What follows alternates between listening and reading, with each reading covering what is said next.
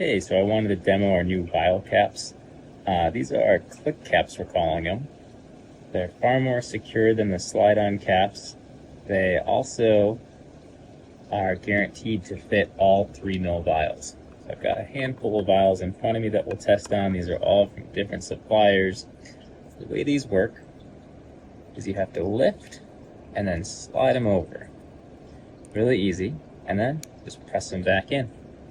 They don't pull off. They're nice and snug on there. They do have a little bit of recessed area right in there. So you slide it on, and there we go. If you just try and pull it straight off, it's not going to come because it's got that recessed area up top to kind of protect the plunger area. There we go. So there's one of them. Try it on another vial. Have that click. There we go.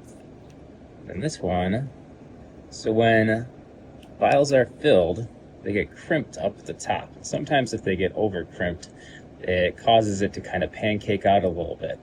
So this one was crimped a little bit too much, and this was probably the hardest one to make work. But still fits on, nice and snug. And again, you can't just pull it off if you try. You have to lift and then push it, and it comes right off. I'm able to do it with one hand. I'm not advertising these as child-proof, but I don't think a kid would be able to get this off too easily. Full disclaimer, I'm not saying it's child-proof, but it definitely does add a little bit of extra protection on there in case if it got to the wrong hands or something like that. Yeah, lift so it gets out of that recessed area, and then push. There we go. Also, why these ones are I prefer, so I'm labeling these as semi-flexible, which they are. A lot of other sellers will use what's called TPU, which is a really flexible filament.